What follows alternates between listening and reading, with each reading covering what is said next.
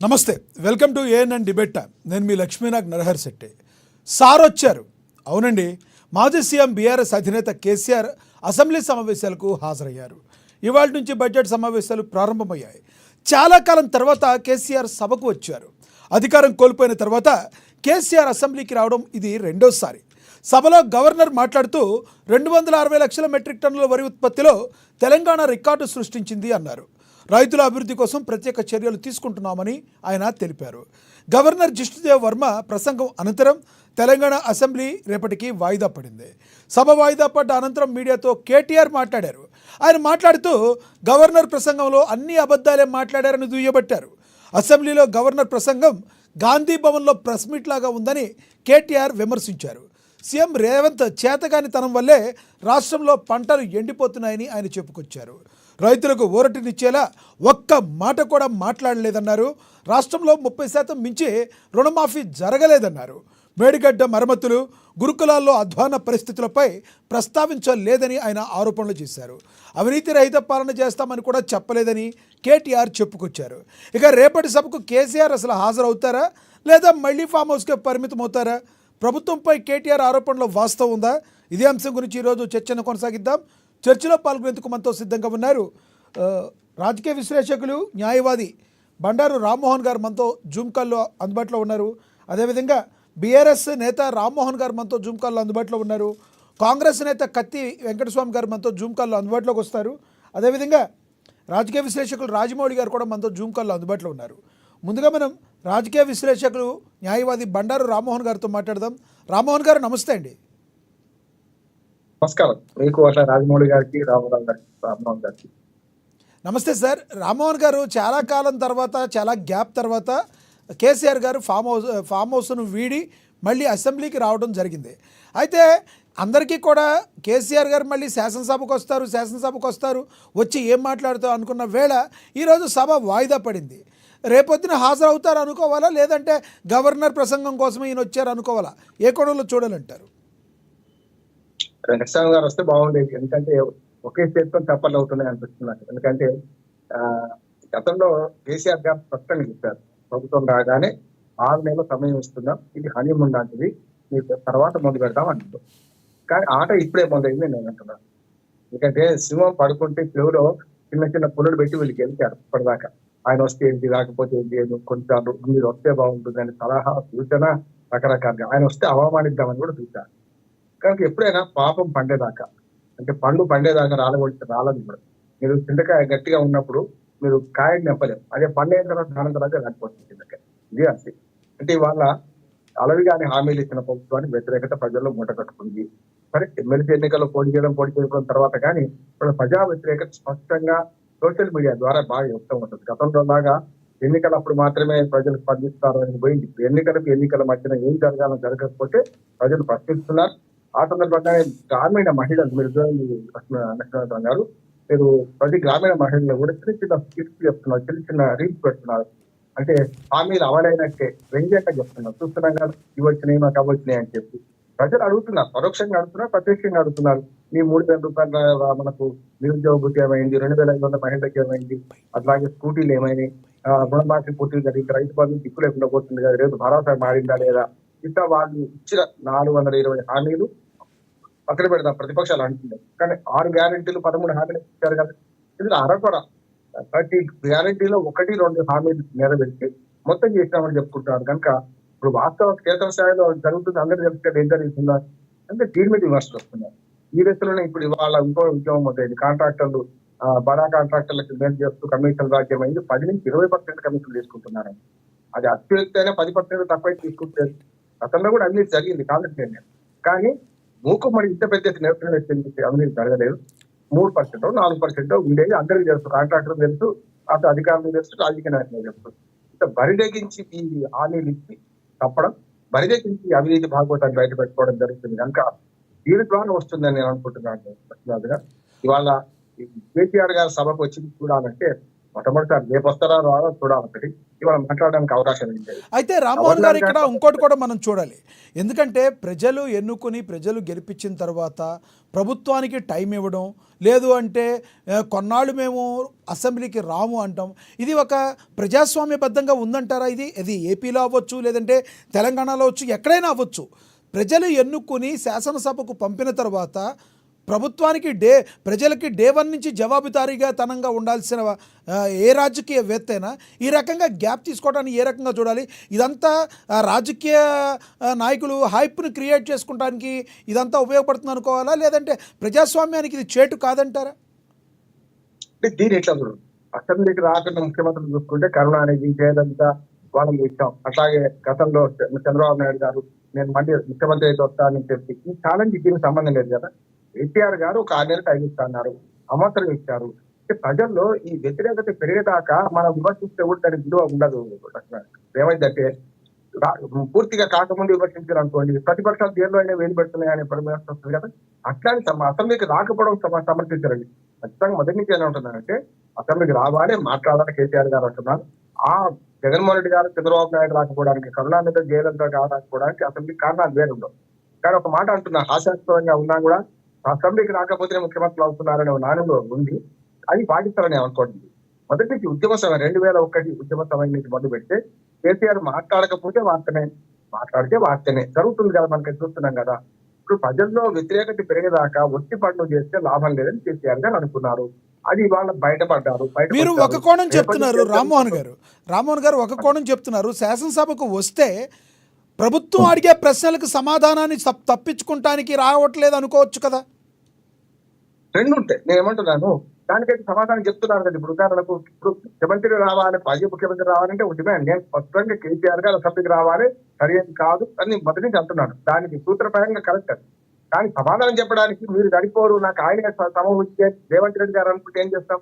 కేటీఆర్, హరీష్ రావు, గుంట జగదీశ్వర్ నుంచి ఉన్నారు కదా, 10 మంది చెప్తున్నా సమాధానం. కానీ ఇది సరిపోదు, ఆయనే రావాలి. ఇక్కడ ఇంకొకటి రామ్మోహన్ గారు, ఇప్పుడు కేటీఆర్ గారు ఎప్పుడు మాట్లాడినా కేసీఆర్ గారిని ఏదో ఒక టాప్ లెవెల్లో అట్టిపెడుతూ, రేవంత్ రెడ్డి గారు సీఎం, కేసీఆర్ గారు ప్రతిపక్ష నేత, ఒక పార్టీ అధినేత, గతంలో మాజీ సీఎంకి సీఎం సమవుజ్జి అవుతారు, కానీ మిగతా వాళ్ళందరూ సమవుజ్జి ఎలా అవుతారు అంటే ఆయన ఒక దైవాంశ సంభూతుడిగా కేసీఆర్ని భావించుకుంటూ కేటీఆర్ గారు ఒక అహంభావ ధోరణిలో వెళుతున్నారని రాజకీయ విశ్లేషకులు చెప్తున్న మాటలో వాస్తవం ఉందంటారా లేదంటారా? సమానం అని ఎవరైనా ప్రజలు అనుకున్నారు. రేవంత్ రెడ్డి, కేసీఆర్ సమానం ప్రజలు అనుకోవాలి. రాజకీయ నాయకులు అంటే లాభం లేదు కదా. ఒక ఉదాహరణ చెప్తాను. ప్రాంతీయ పార్టీలన్నీ లక్ష్మణ గారు ప్రాంతీయ పార్టీలో ప్రైవేట్ ఆఫీసర్గా మారిపోయినాయి. ఇప్పుడు ఉద్ధవ్ ఠాక్రే ఉన్నాడు, ఆయన ఉన్నప్పుడు వేరే ఉంటుంది. ఇప్పుడు ఏమంటున్నాడు, ఒక శివసేన బాల్ ఠాకరే విలువ బాల్ ఠాకరే. నేను ఏమంటాను, ప్రాంతీయ పార్టీ జగన్మోహన్ రెడ్డి కూడా జగన్మోహన్ రెడ్డి గారికి, చంద్రబాబు నాయుడు కూడా చంద్రబాబు నాయుడుకి. జగన్మోహన్ రెడ్డి సరిపోతారా అంటే వాళ్ళు నిర్ణయిస్తారు, ప్రజలు నిర్ణయిస్తారు ఎవరు సరిపోతారని. ఇక్కడ రావడానికి రాకపోవడం సమర్థిస్తారండి. కానీ నేను సమవుద్యోగిని అని చెప్పుకొని ఎవరు చెప్పాలి? ప్రజలు అనాలి. ఇంకా రేవంత్ రెడ్డి ప్రభుత్వం చాలా బ్రహ్మాండంగా పనిచేస్తుంది. రేవంత్ రెడ్డి ఆయన పాలనలు, కేసీఆర్ గారి పాలన మరిపిస్తున్నారని ప్రజలు అనుకోవాలి. అప్పుడు సమరస్కంతులు అవుతారు. కానీ ప్రతిదాన్ని ఒక మాట చెప్తాను, రాకముందే కేసీఆర్ గారిని అవమానించిన సందర్భం చూసాం కదా. ఆయన రాకపోతే ఎంత, వాడు వీడు ముసలోడు కట్టబట్టుకుని అన్నదా లేదా? రాకపోతే నేను మాట్లాడుతున్నా, వచ్చినాక తట్టుకోవడం కష్టం అవుతా అంటున్నాను. నేను రేపు పొద్దున ఆట ఇప్పుడు మొదలైంది. నిజంగానే మీరు అన్న జరిగింది. పులితో సెల్ఫీ సింహంతో సెల్ఫీ దిగా వీళ్ళు అనుకుంటున్నారు. సెల్ఫీ దిగితే ఏమవుతుంది రేపు తెలుస్తుంటున్నారు. ప్రజల్లో వ్యతిరేకత పెరిగింది. ఖచ్చితంగా ప్రజల్లో వ్యతిరేకత కాంగ్రెస్ ప్రభుత్వం పెరిగింది. వాళ్ళ కాంట్రాక్టర్ తిరగబడి బట్టి విక్రమార్క జైలుకి వస్తే సెక్రటరీ నుంచి వెనక పోయిండు. సమాధానం చెప్పాలా కదా. 10% కమిషన్ తీసుకోవట్లేదు, చెప్పాలా చెప్పొద్దా అంటే బదనా. అందుకని నేను ఏమంటున్నాను, తెలంగాణలో ఒక సామెత ఉన్నది. ఏదైనా తెలుగుగా ఉన్నది, ఆకలికి అన్నము వేదనకు ఔషధం అంటారు. ఆకలి కాలంలో అన్నం పెడితే నీకు ఆవరం బట్టి పెట్టినవరా అంటాం. అదే నొప్పి లేని దగ్గర జీడి పెట్టండి, జీడి కాల్చి నొప్పి లేని దగ్గర పెట్టండి, కుండ అవుతుంది. నొప్పిని దగ్గర జీడి పెట్టి ఏం కాదు. ఇది అంతే. ఇప్పుడు ప్రజలు అనుకోని తిరగబడ్డప్పుడు బయటకు వచ్చింది వేరే ఒకటి ప్రతిపక్ష నాయకుడు. దాని వాడు రాకముందే నువ్వు ఒకటంటే అంటే కరెక్ట్ కాదు. ఇంకో మనకు చెప్తాను, ఇప్పుడు ఇవాళ బడ్జెట్ ప్రసంగంలో అంత అగ్గరగారని, లేకపోతే మన గవర్నర్ ప్రసంగంలో కాంగ్రెస్ మన గాంధీ భవన్ కూర్చున్నట్టు చెప్తున్నట్టే మరి కేసీఆర్ గారు అన్నప్పుడు కూడా వీకున్నప్పుడు కూడా అదేగా జరిగింది కదా. గవర్నర్ ప్రసంగాన్ని తప్పు పట్టడం మాకు సహజం, బడ్జెట్ కూడా తప్పు పట్టడం సహజం కాదండి. కానీ ఇవాళ గవర్నర్ ప్రసంగం గాంధీ భవన్ లా ఉందంటే మరి గత 10 ఏళ్లలో ప్రసంగం కూడా అట్లున్నట్టు లెక్క కదా అంటున్నాను. రైట్. ప్రభుత్వంలో భాగంగా ప్రభుత్వం చెప్పినట్టే గవర్నర్ ప్రసంగిస్తాడు. దాన్ని అర్థం చేసుకోవాలి మనం. దానికి వ్యతిరేకంగా ఏం జరుగుతుందో ప్రతిపక్షాలు ఫోకస్ చేయాలి, ప్రజలకు పోవాలి, ప్రజలు ఎండగట్టాలి. మంచి అవకాశాలు ఉన్నాయి ప్రజలకు. ప్రతిపక్షంగా స్పష్టంగా కాసే చెట్టుకే రాళ్ళు పడతాయి. ప్రభుత్వంలో వాడున్నారు, హామీలు అమలు చేయమని మనం అందరం అడుగుతాం. ప్రతిపక్షాలు అడిగిన ప్రజలు కూడా అడుగుతున్నారు. రైట్. దాంతో పాటు మీరు ఇచ్చిన హామీలు అమలు చేయండి, మీరు సరైన పాలన చేయండి అంటున్నాము. గతంలో ఒక్కడే తిన్నాడు కేసీఆర్ గారు, ఆయన కుటుంబం తింటే ఆరోపణ మీరే చేస్తున్నారు. ఇవాళ అవినీతి వికేంద్రీకరణ జరిగింది కనుక ఆ కింది నుంచి పోయేదాకా ఇలా పాపని తలా పెరుగుతుంది. అవినీతిలో Right. అందరు భాగం అవుతున్నారు, పతనం అవుతుంది. రైట్. మళ్ళీ వస్తా సార్ మీ దగ్గరికి. మనతోటి రామ్మోహన్ గారు ఉన్నారు, బీఆర్ఎస్ నేత. ఆయనతో మాట్లాడదాం. రామ్మోహన్ గారు నమస్తే అండి. నమస్తే అండి, పెద్దలందరూ నమస్తే. రామ్మోహన్ గారు, కేసీఆర్ గారు ఎన్నాళ్లకు ఎట్టికేలకు మరి ఇవాళ అసెంబ్లీకి రావటం జరిగింది. అదే వచ్చిన కాసేపటికి అసెంబ్లీ వాయిదా పట్టడం జరిగింది. వాయిదా పడిన అంతరం కేటీఆర్ గారు మాట్లాడారు. కేటీఆర్ గారు మాట్లాడిన బయట ఒకటి ఉంది, ఆ బయట ప్లే అయిన తర్వాత మనం మాట్లాడదాం.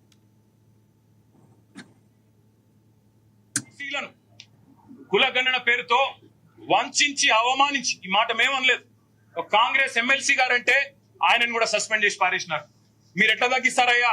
కేసీఆర్ గారి ప్రభుత్వం ఉన్నప్పుడు సమగ్ర కుటుంబ సర్వేలో ఆనాడు 56% ఉన్న బీసీలు ఈ రోజు 46 ఎట్లయితారని చెప్పి ఒక ఎమ్మెల్సీ గారు అడిగితే ఆయనను తీసుకుపోయి పార్టీలో సస్పెండ్ చేస్తారు. ఇవాళ మేమనడం కాదు కదా, రాష్ట్రంలో ఒక్క బీసీ సంక్షేమ సంఘం మీ లెక్కలు కరెక్ట్ అంటుందా?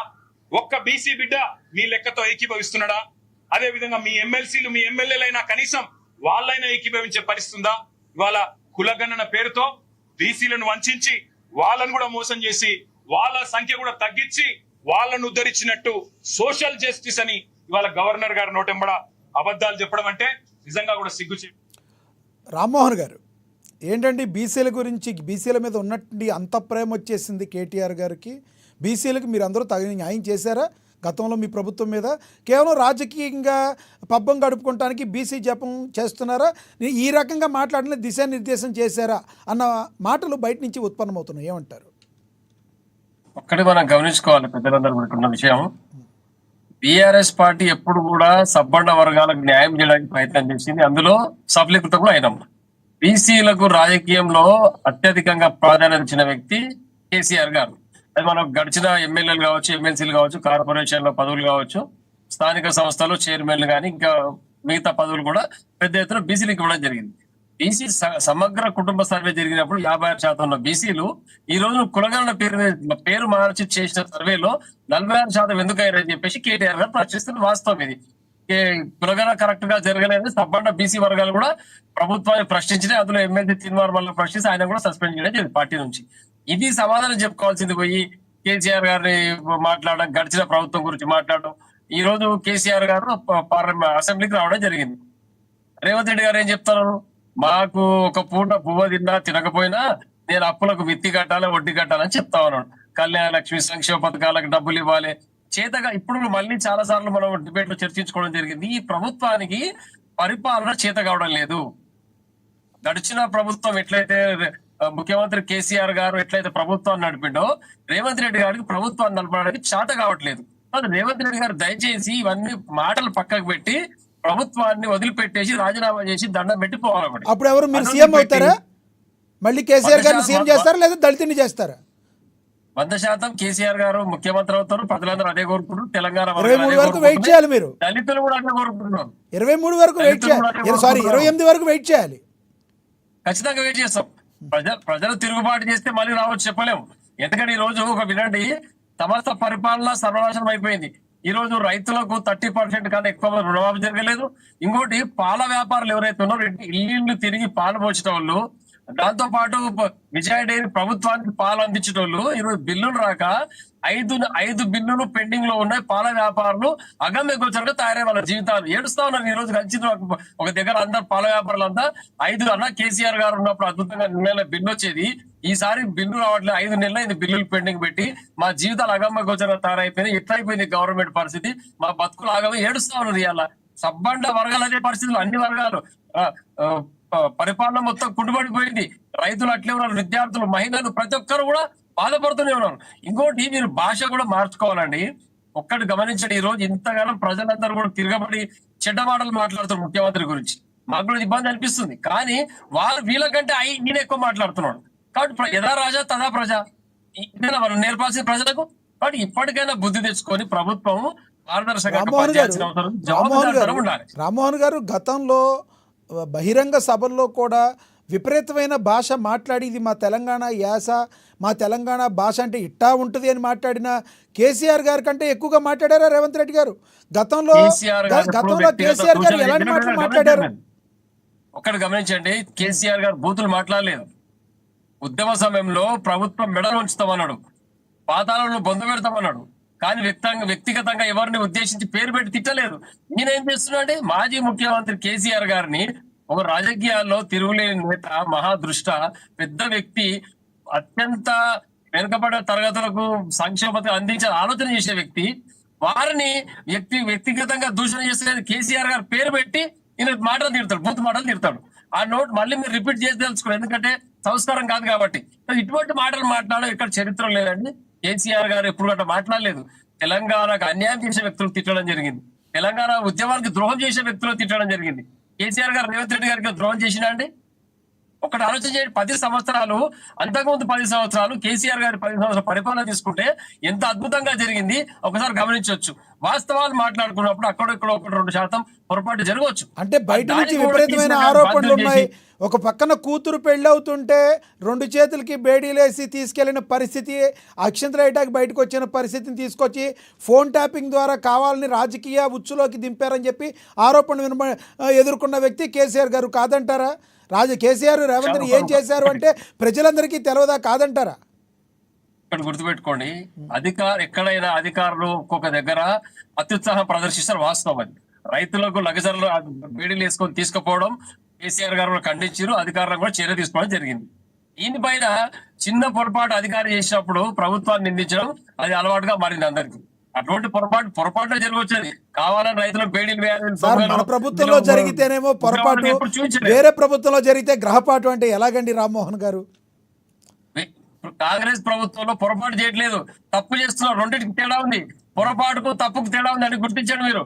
తెలియక చేసేది పొరపాటు, తెలిసి చేసేది తప్పు. రేవంత్ రెడ్డి తెలిసి తప్పులు చేస్తా ఉన్నాడు. ప్రభుత్వం దగ్గర డబ్బులు లేనప్పుడు ఎందుకు అలివిగాని హామీలు ఇచ్చి రైతాంగానికి, మహిళలకు, యువకులకు, వికలాంగులకు, వృద్ధులకు పెద్ద ఎత్తున తాయిలాలు ప్రకటించి ప్రభుత్వం గద్దెనికి కూర్చొని ఈ రోజు నేను వడ్డీ కట్టడానికి చదివిపోయి ఎందుకు చెప్తున్నావు ఇటువంటి మాటలు అని చెప్తా ఉన్నాం మేము. నువ్వేదైతే గ్యారంటీల పేరు మీద మేనిఫెస్టోలు పెట్టినవో అవన్నీ ఫుల్ఫిల్ చేసే శక్తి నీ దగ్గర లేనప్పుడు ప్రజలందరికీ రామ్మోహన్ గారు ఫైనల్ గా చెప్పండి, గతంలో మీ బీఆర్ఎస్ ప్రభుత్వం ఇచ్చిన హామీలన్నీ సంవత్సరంలోపు అన్ని క్లియర్ గా ఇచ్చేసిందా, లేదంటే 5 ఏళ్లలో మీరు ఒక్కోటి ఇచ్చుకుంటూ వచ్చారా?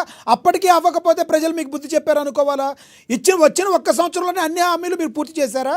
డే 1 నుంచి మీరు ప్రభుత్వం మీద విమర్శలు చేస్తూనే ఉన్నారు కదా, అసలు కాంగ్రెస్ ప్రభుత్వానికి మీరు గ్యాప్ ఇచ్చారా? ఇది నా మాట కాదు, ప్రజల్లో ఉన్న మాట కూడా. కాంగ్రెస్ ప్రభుత్వాన్ని మేము ఎక్కడ ఇబ్బంది పెట్టలేదు. వారు ఏదైతే డిసెంబర్ 9వ తేదీన 2 లక్షల రుణమాఫీ చేస్తారని సవాల్ చేసి ప్రజలందరూ రెచ్చగొట్టి బ్యాంకులకు పోయి డబ్బులు తెచ్చుకోమని చెప్పింది కాబట్టి మేము అడిగినాం డిసెంబర్ 9 అని. ఆ డిసెంబర్ 9 పోయింది, మళ్ళీ డిసెంబర్ 9 సంవత్సరం వస్తే కూడా రుణమాఫీ చేయలేకపోయింది. దానికి సిగ్గుపడాలని చెప్తారు ఆయన. కేసీఆర్ గారు చెప్పలేదు, ఫలానా డెడ్ లైన్ పెట్టి ఏ మాట చెప్పలేదు కేసీఆర్ గారు. చెప్పినవన్నీ తీవ్రంగా ప్రయత్నం చేసి ఫుల్ఫిల్ చేయడానికి. అందులో 90% సక్సెస్ అయ్యాడు, 10% మాత్రమే కొంచెం వాయిదా పడవచ్చు అంతేగాని ఎక్కడ కూడా చెప్పిన మాటలు చేయకుండా ముఖ్యమంత్రి గారు కేసీఆర్ గారు 10 కాలం వెళ్ళపుచ్చలేదు. ఆయన తీవ్రంగా ప్రయత్నం చేసిండు. మహిళలకు, వృద్ధులకు, వికలాంగులకు ఎక్కడుందండి డబ్బులు?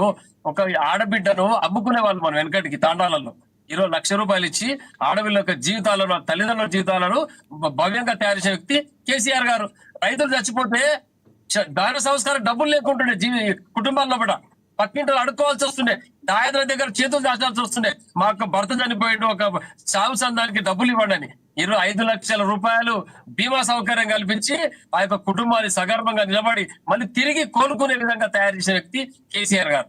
ఇటువంటి ఆలోచన గడిచిన కాంగ్రెస్ ప్రభుత్వం, వైఎస్ గారు, కిరణ్ కుమార్ గారు, రోషయ్య గారు, నెదురుమెల్లి, కోట్ల, మర్రి, ఇంత మహా మేధావులు రాష్ట్రాన్ని పరిపాలించారు. మరి ఎప్పుడు రైతాంగం పట్ల వాళ్ళకి ఇంత దయాదాక్షిణ్యం కలగలేదండి? ఒకసారి ఆలోచన చేయండి. సబ్బండ వర్గాల పైన ప్రేమ ఉన్న వ్యక్తి కేసీఆర్ గారు, అది మనం గమనించుకోవాలి. కేసీఆర్ గారి పైన వాదన చేసుకుంటూ ఆయన పైన అభాండాలు వేస్తున్న వ్యక్తి రేవంత్ రెడ్డి. బుద్ధి తెచ్చుకోవాలి ఇప్పటికైనా. రైట్, మళ్ళీ వస్తాం మీ దగ్గరికి. మనతోటి రాజమౌళి గారు ఉన్నారు, రాజకీయ విశ్లేషకులు, ఆయనతో మాట్లాడదాం. రాజమౌళి గారు నమస్తే సార్. నమస్తే, అక్కడ ఉన్న మిత్రులందరికీ నమస్తే. అసెంబ్లీలో గవర్నర్ మిత్రులు ప్రసంగం రాజమౌళి గారు, అసెంబ్లీలో గవర్నర్ ప్రసంగం గాంధీ భవన్లో ప్రెస్ మీట్ లాగా ఉంది అన్నారు కేటీఆర్. సీఎం రేవంత్ చేతగాని తనం వల్లే రాష్ట్రంలో పంటలు ఎండిపోతున్నాయి కూడా ఆయన ఆరోపణలు చేశారు. రైతులకు ఊరటనిచ్చేలా ఒక్క మాట కూడా ఆయన మాట్లాడలేదని, రాష్ట్రంలో 30% మించి రుణమాఫీ జరగలేదన్నారు. మేడిగడ్డ మరమ్మతులు, గురుకులాల్లో అధ్వాన పరిస్థితులపై ఆయన కూడా ప్రస్తావించలేదని ఆరోపణలు చేశారు. అవినీతి రహిత పాలన చేస్తామని కూడా ఆయన చెప్పలేదు. కేటీఆర్ చెప్పారు. కేటీఆర్ చేసిన ఈ ఆరోపణలో వాస్తవం ఉందంటారా? అవినీతి రహిత పాలన అంటే అదేదో పాపం కేటీఆర్ నిక్కచ్చిగా అవినీతి మచ్చ లేకుండా పరిపాలించి తెలంగాణ ప్రజలని ఒక నెత్తిన పెట్టుకుని పూజించిన వ్యక్తి ఇవాళ శుద్ధపూస మాటలు మాట్లాడుతున్నాడు. ఆ విషయాలు మాత్రం తప్ప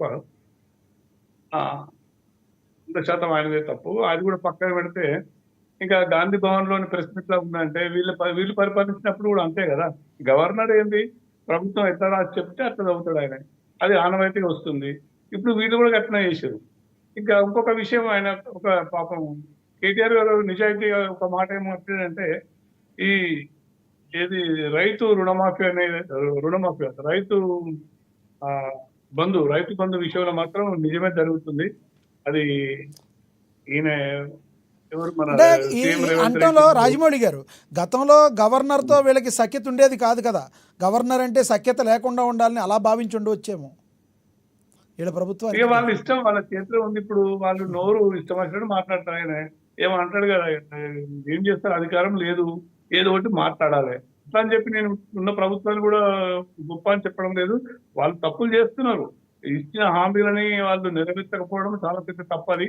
ఎందుకంటే ఎస్పెషల్ రైతులు మాది ఇప్పుడు పంటలే, ఇప్పుడు వాళ్ళకు పంట రుణమాఫీ రైతు బంధు ఇస్తా అని చెప్పేసి ఎవరికి ఇవ్వలేదు.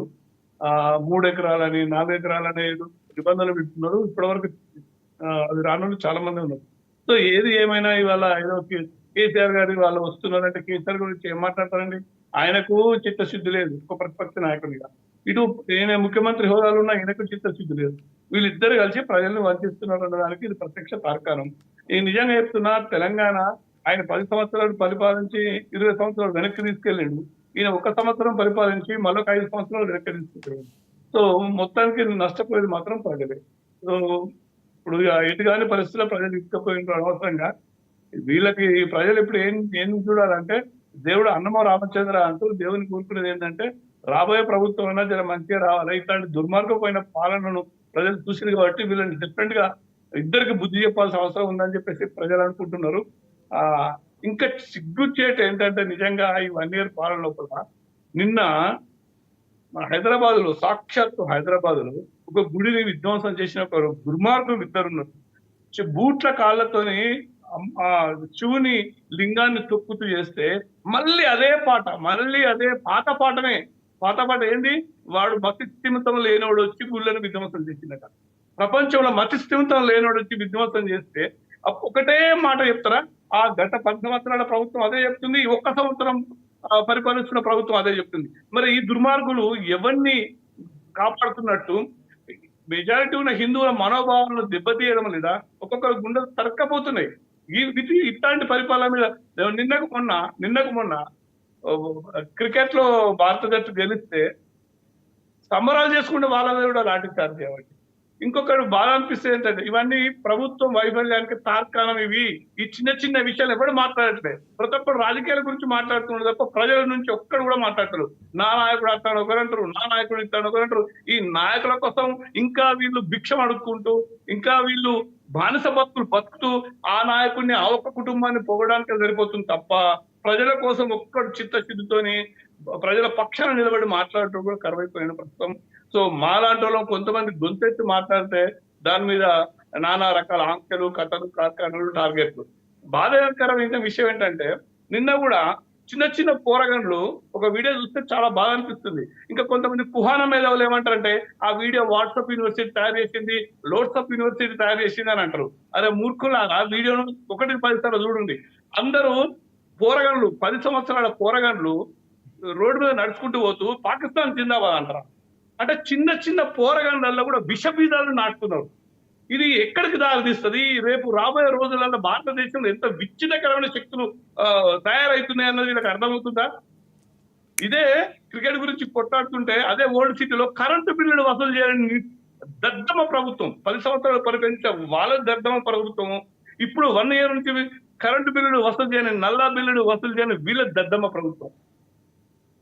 ఇప్పుడు ఇట్లాంటి ప్రజలు సామాన్య ప్రజలు బాధపడుతున్నారు తప్ప ఇట్లాంటి ఈ చెంచా కొట్టే రాజకీయ నాయకులకు గుండె కూడా ఏంటంటే వీళ్ళ రాజమౌళి గారు ఇక రోజువారీ ఓకే రాజమౌళి గారు ఓకే మీరు చెప్పింది అర్థమైంది. బట్ రేపటి సభకి మళ్ళీ ఈ అసెంబ్లీకి కేసీఆర్ గారు వచ్చే అవకాశం ఉందంటారా?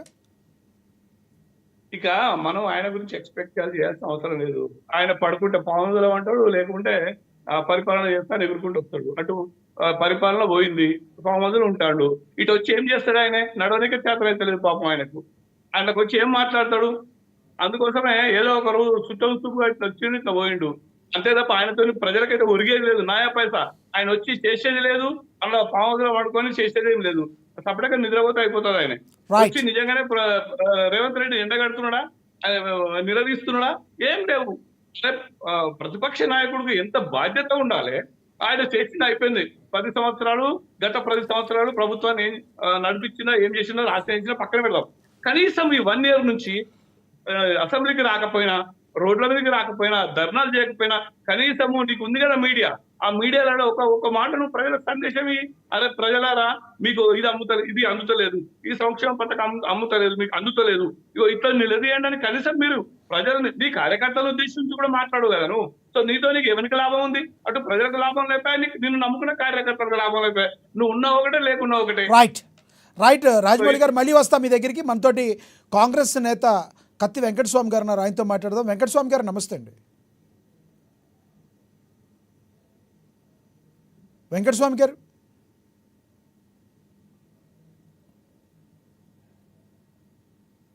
మ్యూట్లో ఉంది చూడండి, మీ వాయిస్ మ్యూట్లో పడింది చూడండి. వినబడుతుందా నా మాట మీకు వెంకటస్వామి గారు?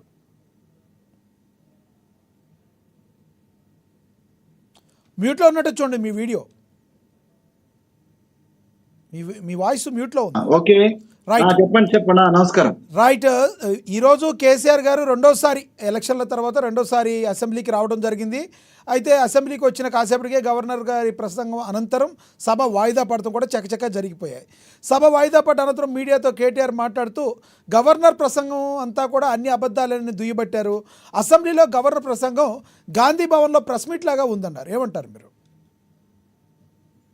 అంటే ఇప్పుడు ఈ దేశంలో ఒక దౌర్భాగ్య స్థితి ఏంటంటే అసలు ఏ ప్రభుత్వం ఉన్నా ఏ ప్రతిపక్షం ఉన్నా కూడా అంటే దాన్ని పూర్తి సారాంశాన్ని అర్థం చేసుకొని మాట్లాడేటువంటి స్థితిలో ఇక్కడ ఈ దేశ ప్రతిపక్షం కానీ అధికార పక్షం కానీ లేకపోయిందనేటువంటిది నేను అభిప్రాయపడుతున్నాను. ఎక్కడ చూసినా కూడా అదే. అసలు దానికి సంబంధించిన సారాంశం గురించి ఏం మాట్లాడకుండా ఇది చక్కగా లేదు, ఇది వేస్ట్ అనేటువంటి ఒక మాట ఏదైతుందో అది కూడా ఒక గవర్నర్ వ్యవస్థను గవర్నర్ మాట్లాడినటువంటి ప్రసంగాన్ని గాంధీ భవన్ అనో లేకపోతే ఇంకొక భవన్ అనో మాట్లాడడం అనేది అంటే ఒక అవగాహన రాహిత్యం అనుకున్నా, లేకపోతే ఒక వంటెద్దు పూకలాగా విమర్శనే. అంటే ప్రతిపక్షం అంటే అధికారంలోనే విమర్శించాలా అనేటువంటి ఒక దృక్కోణం తప్ప వేరే కనిపిస్తలేదు. అది సమంజసం అయితే నేను అనుకోవటం లేదు. ఎందుకంటే రాష్ట్ర ప్రజల ప్రయోజనాలను మాట్లాడే ప్రతిపక్షంగా ఉండాలి కానీ మేము ప్రతిపక్షం ఉన్న రోజు కూడా నేను ఒకటే మాట చెప్పానండి, ఇవాళ కూడా చెప్తాను. ప్రతిపక్షం అంటే ప్రజాపక్షంగా ఉండాలి ఎప్పుడైనా. అది మేమున్నా, వారున్నా, ఇంకెవరున్నా, బీజేపీ ఉన్నా ప్రజాపక్షంగానే ప్రతిపక్షంగా వ్యవహరించాలి. ప్రజల పక్షాన మాట్లాడాలి, ప్రభుత్వాన్ని నిలదీయాలి, ప్రభుత్వాన్ని గైడ్ చేయాలి, రెండు చేయాలి. కేవలము ప్రభుత్వం మీద విమర్శలు చేసుకుంటూ పోవడమే ఇక ప్రతిపక్షం పని అని అంటే ఆ ప్రతిపక్షంతో పని కూడా లేదు. అంటే ప్రజలకు ఏం పని లేదని నా ఉద్దేశం. అది నేనైతే అప్రోచ్ కేటీఆర్ గారు మాట్లాడినటువంటి అప్రోచ్, ఆయన మాట్లాడే తీరైతే సమంజసంగా ఉందని నేను అనుకోవటం లేదు. ప్రజాస్వామ్య విలువలను కాపాడేట్టుగా ఉన్నారని అయితే నేను అనుకోవటం లేదు. వాళ్ళకంటే ఒకటే పాట అదే పాట పాడినట్టుగా ఏదో వెనకటికి ఆ టైంలో అయితే ఉండేది, రిలే విద్వాంసుల సంగీతం అని ఒకటి ఉండేది. పొద్దున్నే ఎవరు ఏం లేకపోతే ఆ సమయంలో ప్రోగ్రామ్ లేకపోతే రిలే విద్వాంసుల సంగీతం వినిపించేటోడు. గట్నే ఉన్నది. ఆ రిలే విద్వాంసులాగా మాట్లాడుతున్నారు వాళ్ళు తప్పితే పూర్తి పాఠవాన్ని ప్రసంగాన్ని పూర్తిగా చదివి దానికి సంబంధించినటువంటి వివరాలకు వెళ్ళి దాని మీద ఒక సద్విమర్శ లేకపోతే ఒక అంటే ఒక అనలిటికల్ గా మాట్లాడినట్టయితే నాకు అనిపించలేదు. అంటే ఇక్కడ ఇంకొకటి వెంకటస్వామి గారు, ఈ మధ్య ఒక ట్రెండ్ నడుస్తుంది ఏంటంటే, ప్రభుత్వంలో ఉంటే అసెంబ్లీకి వస్తాం అధ్యక్షుడిగా, ప్రభుత్వంలో లేకపోతే మేము అసెంబ్లీకి రావన్నట్టుగా తెలుగు రాష్ట్రాల్లో, ముఖ్యంగా తెలుగు రాష్ట్రాల్లో గత 5-6 ఏళ్ళుగా జరుగుతున్న పరిస్థితి. ఆ మాటకు వస్తే బండారు రామ్మోహన్ గారు చెప్పినట్టు గతంలో ఉన్న పొరుగు రాష్ట్రాల్లో కూడా ఈ పరిస్థితి ఉంది. కానీ ప్రజాస్వామ్యానికి ఇది అంత చేటు కాదంటారా? ఎందుకంటే ప్రజల పక్షాన పోరాడాల్సిన ఈ రోజున కేసీఆర్ గారు ఇప్పటి వరకు రెండోసారి అసెంబ్లీకి రావడం అంటే, కేసీఆర్ గారు అసెంబ్లీకి రావడమే ఒక వింతగా, అదేదో ఒక చాలా గ్రేట్గా మనం ఈ రోజున అనుకుంటున్న పరిస్థితి. కానీ ఇన్నాళ్ళు ఆయన అసెంబ్లీకి రాకపోవడాన్ని ఏ రకంగా చూడాలంటారు? ఇది ప్రజాస్వామ్యానికి చేటు కాదంటారా? ఇప్పుడు కేసీఆర్ గారు విజ్ఞత కోల్పోయింది అనేది చాలా స్పష్టం. ఆయన అధికారం ఉన్నప్పుడే ఆ విజ్ఞత కోల్పోయింది. ఎందుకంటున్నా అంటే, అధికారం ఉన్నప్పుడు కూడా ఆయన సెక్రటరియట్కి రాకపోవడము, అసలు మంత్రులకే అపాయింట్మెంట్ ఇవ్వకపోవడము, ఎమ్మెల్యేలకు అందుబాటులో లేకపోవడము, ఇక ప్రజలకైతే ఇక గగన కూర్చున్నాయి. నాకు తెలిసిందే, ఏదో వెంకటేశ్వర స్వామి దర్శనం దొరుకుతుందేమో కానీ ఈయన గారి దర్శనం వాళ్ళ కార్యకర్తలకు దొరకదు, ప్రజలకంటే అంతకంటే దొరకదు. సో ఈ స్థితి ఆయన, అంటే నేను ఉద్యమ సహచరుని ఆయనతోటి. సో ఆయనకున్న నేచర్ ఏందనంటే, ఎప్పుడు ఇంట్లో కూర్చోవడము ఆయనకు ఉన్నటువంటి అలవాటు. ఆయన బయటికి ఎక్కువ రాడు. ఆయన ఏదో అడపా ఆయన మొదటి నుంచి ఆయన ఎమ్మెల్యేగా ఉండి, ఆయన మంత్రిగా, ఇది ఆర్టీసీ మంత్రిగా ఈ రాష్ట్రానికి ఉన్నాడు, స్పీకర్గా, డిప్యూటీ స్పీకర్గా ఉన్నాడు. ఆయన ఎమ్మెల్యేగా ఉన్నప్పుడు ఏమైనా తిరగడం. కానీ నాకు తెలిసిన కేసీఆర్ గారు ఉద్యమ కేసీఆర్ గారే. నాకు అంతకుముందు కేసీఆర్ గారితో నాకు పరిచయం లేదు, వాటితో అసలు ఏ విధమైన సంబంధం లేదు. నాకు 2009 తర్వాత 2008 ఫస్ట్ టైం నేను కేసీఆర్ గారిని కలిసింది. 2008లో వాళ్ళందరూ ఎమ్మెల్యేలు ఎమ్మెల్సీలు రిజైన్ చేసిన తర్వాత 2007లో మేము తెలంగాణ లెక్చరర్ ఫోరం స్టార్ట్ చేసినాము. 2008లో వాళ్ళకి సపోర్ట్ గా ఇది సుందరయ్య విజ్ఞాన కేంద్రంలో నేను ఫస్ట్ టైం మాట్లాడినప్పుడు, అప్పుడు నేను కేసీఆర్ గారిని ప్రత్యక్షంగా చూసిన. అంతకుముందు నాకు సంబంధం లేదు. ఆ తర్వాత ఆయన గారు పిలిపించినారు. సో ఆయనతో సంబంధం ఏర్పడింది, కలిసి బాగా పనిచేసినాము. అయితే కేసీఆర్ గారికి ఉన్న అలవాటు ఎందుకంటే, ఆయన బై నేచర్ ఏందనంటే, ఆయన కాలు కదపడ బయటికి. ఆయన ఇంట్లో కూర్చొని అన్ని పనులు చేయాలనుకుంటాడు.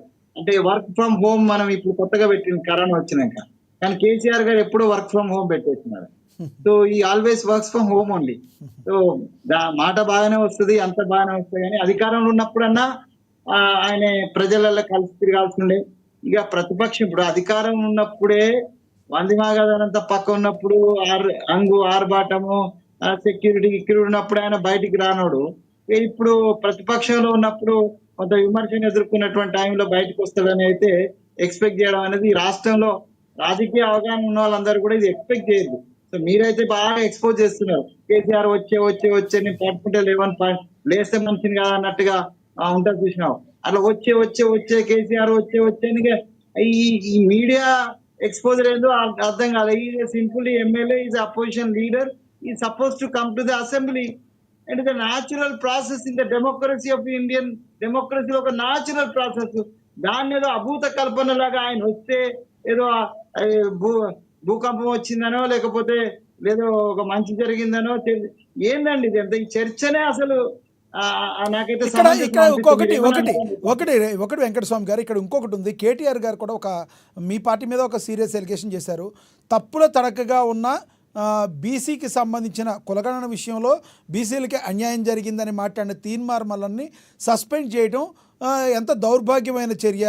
మీరు సరైన పద్ధతిలో చేయకపోవటంగా అయ్యుండి ప్రశ్నించిన బీసీ గొంతుకును నొక్కేస్తారా అని సీరియస్ ఎలిగేషన్ చేయడం జరిగింది. వాస్తవం ఉందా దీనిలో? ఆయన మా మీద ఎలిగేషన్ చేసేది ఏంటండి, దయ్యాలు వేదాలు వల్లించినట్టు.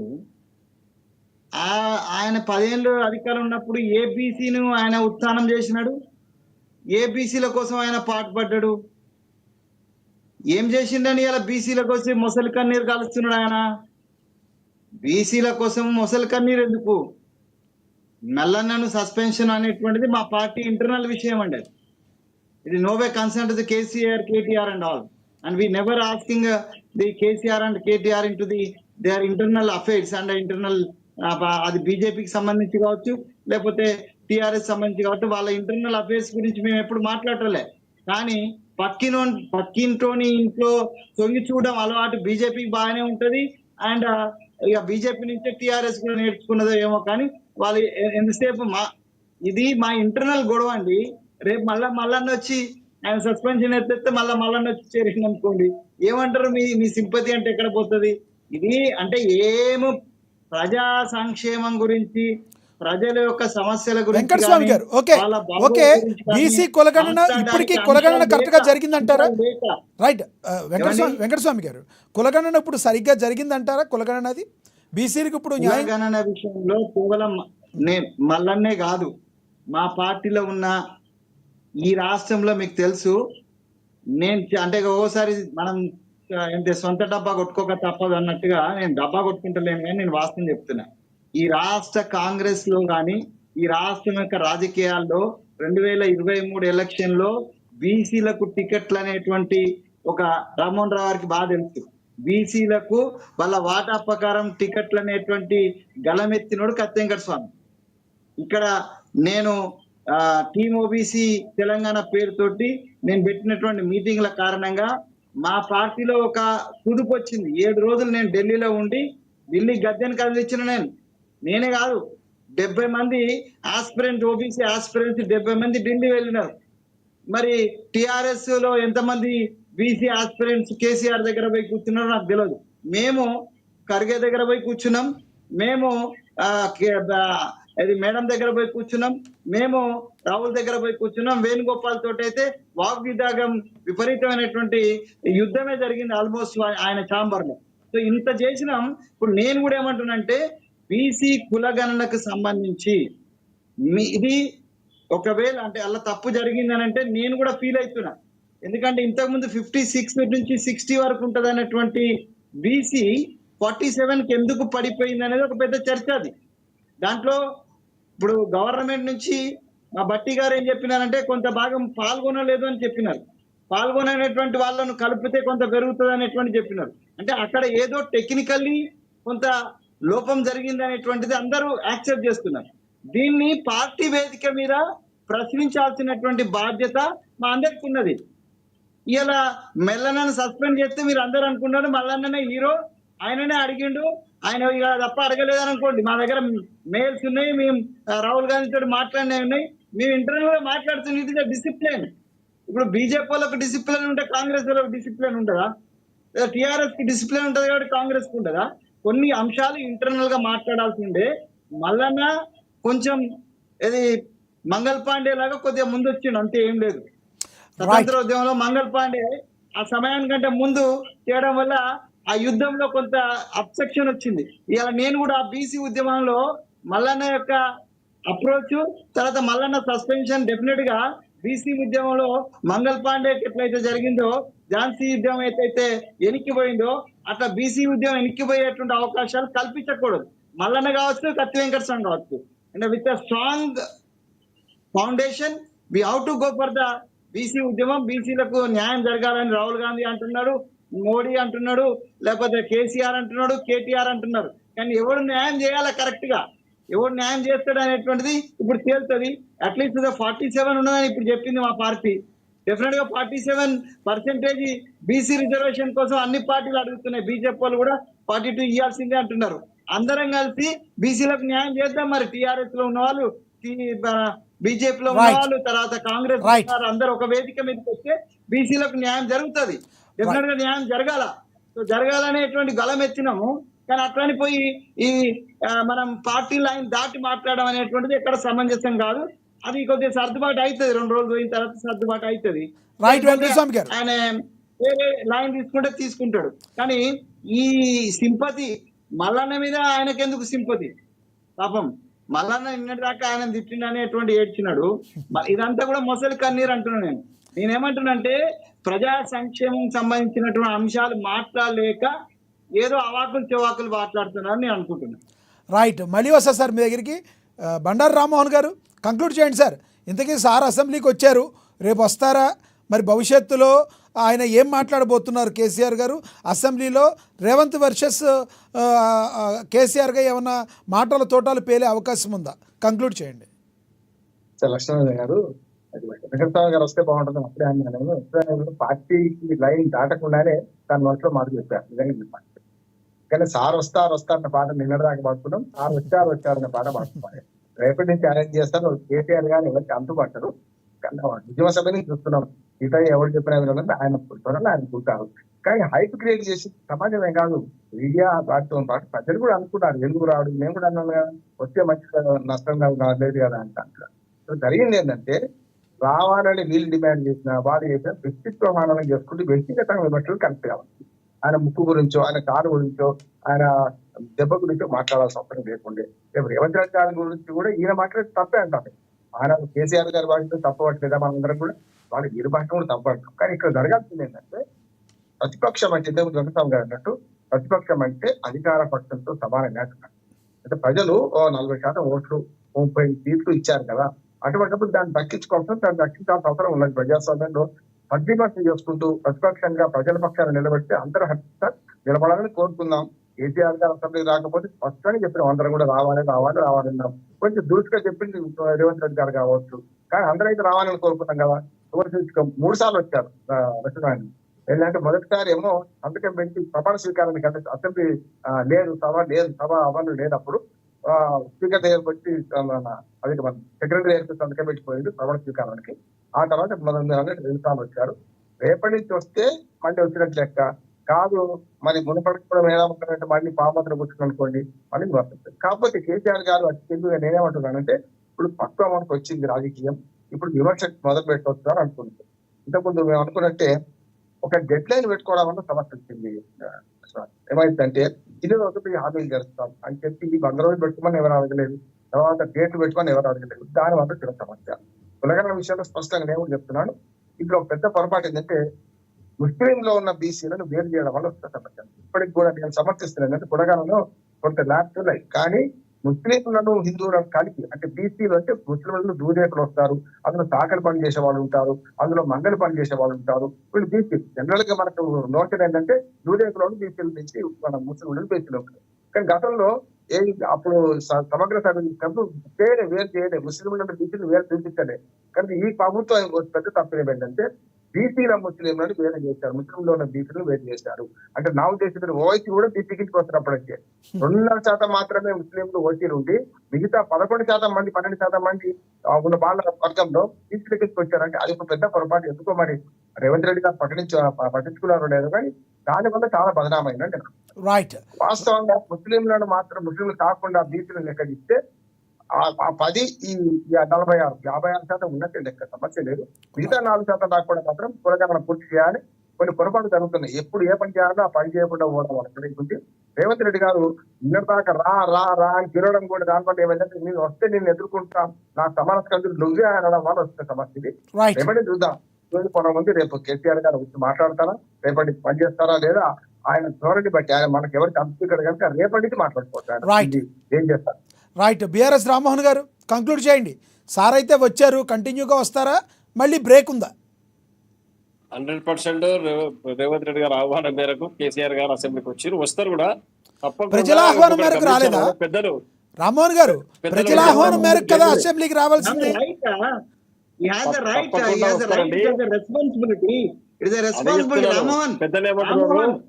పర్మిషన్ అక్కర్లే కేసీఆర్ గారికి. పర్మిషన్ అంటలేను. రేవంత్ రెడ్డి గారు పదే కోరుకున్నారు కదా కేసీఆర్ గారు రావాలి, కేసీఆర్ గారు వచ్చిర్రు. రామ్మోహన్ ఈజ్ ఎ ప్రతిపక్ష నేత, is a senior leader of Telangana movement and Telangana state.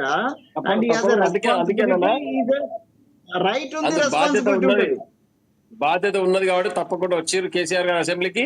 ఇంకా పెద్దలు ఇంతకుముందు చెప్పినారు కేసీఆర్ గారు ఏం చేశారు 10 ఏళ్ళు ఆయన నడవడానికి చేతన అయితే అంటారు పెద్దలు, అంటారు ఎందుకో మరి కోపం వచ్చినట్టు కేసీఆర్ గారి పైన రాజమోహన్ గారికి.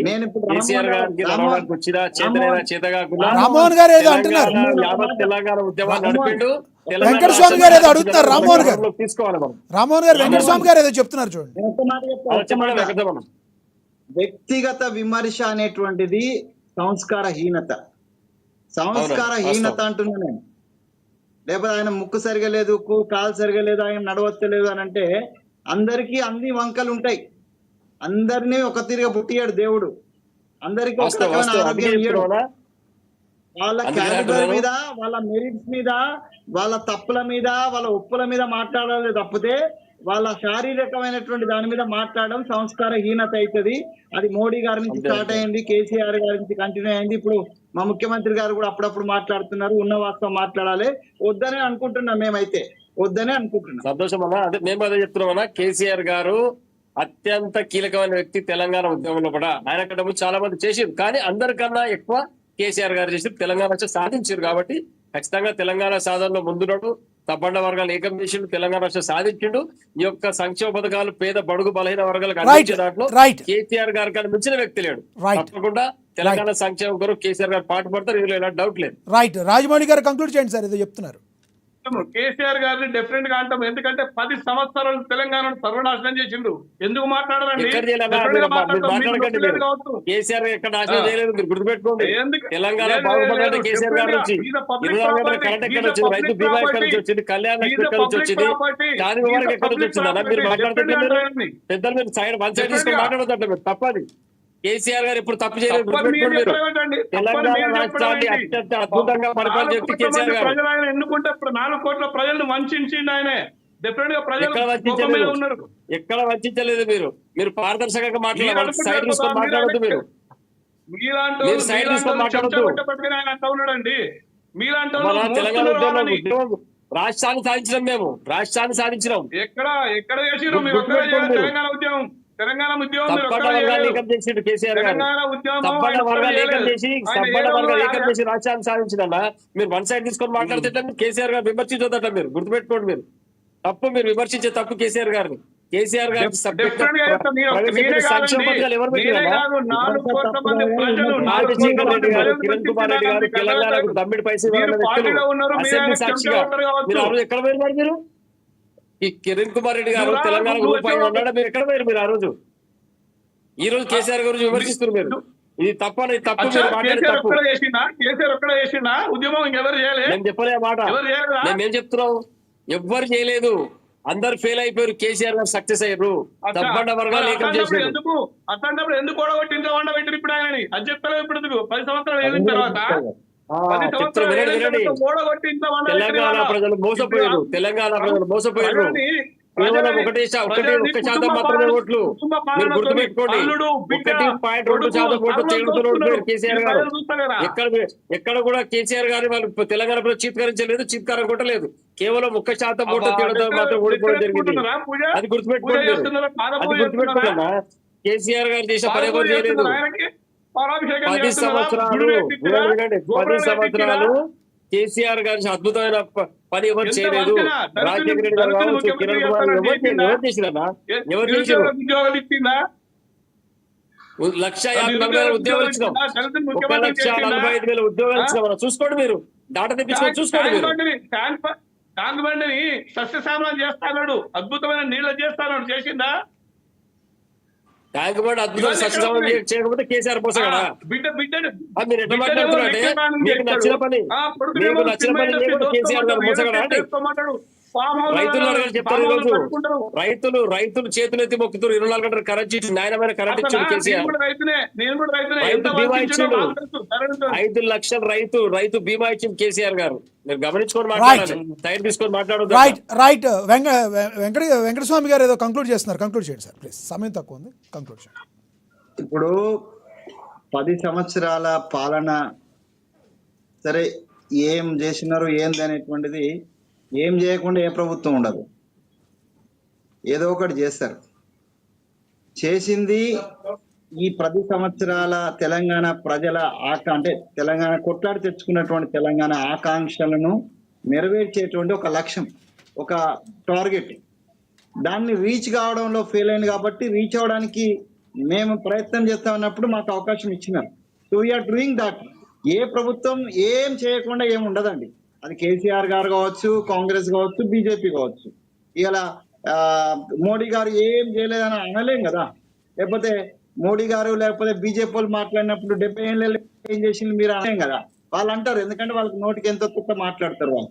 మొన్న ఏదో ట్రోల్ అవుతుంటే చూసిన నేను. అది అది రెయిన్ కోట్ వేసుకొని స్నానం చేసే ఆ, అది డాక్టర్ సాబ్ నుంచి నేర్చుకోవాలా అని మోడీ పార్లమెంట్ లో చాలా సంస్కారహీనంగా మాట్లాడాడు. దాన్ని ట్రోల్ చేస్తూ మొన్న కుంభమేళలో ఆయన మునిగాన్ని ట్రోల్ చేసిన ప్రజలు. అంటే ప్రజలే అంటే ప్రజలు దేశంలో ప్రతి ఒక్కరు తెలివైన వాడే, తాడెక్కేవాడు ఉంటే తలదన్నే వాడు ఉంటాడు అంటారు. రైట్. అందుకని ఎవడు ఏది వదిలిపెట్టాడు. కాబట్టి మనము సద్విమర్శ చేయాలి ఎప్పుడైనా. సద్విమర్శ నేను Right. ఏమంటున్నానంటే కేసీఆర్ రకరకాలుగా ప్రజలకు అందుబాటు లేకపోవడం వల్ల ప్రజా సంక్షేమానికి సంబంధించినటువంటి తాను చేసినటువంటి ఏదైనా మంచి ఉన్నా కూడా అది అందులో కొట్టుకోవాలి. అది అందులో కొట్టుకపోతే మంచి చేసి, కానీ అది రాలే.